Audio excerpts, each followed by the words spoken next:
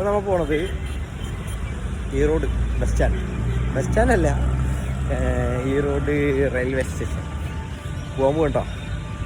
Ticket എടുക്കാൻ പോവാം, എന്നിട്ട് എന്താ വരുന്നത് നോക്കാം. ഓക്കെ, ഇതാണ് ഈറോഡ് റെയിൽവേ സ്റ്റേഷൻ. മിക്കവാറും വന്ന എല്ലാ ടീംസിനും തരും, അല്ല അറിയും, പൊരിയും. ലൊക്കേഷൻ അടിപൊളിയാണ് കേട്ടോ, നൈസ്, അടിപൊളിയാട്ടോ. പ്ലേസൊക്കെ അടിപൊളിയാ, പാർക്കിങ് എല്ലാം സെറ്റാ. ഇതാണ് നമ്മുടെ ഈറോഡ് റെയിൽവേ സ്റ്റേഷൻ.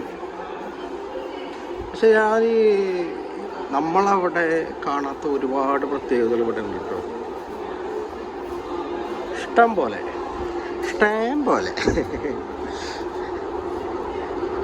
ഉദാഹരണത്തിന് ഇത്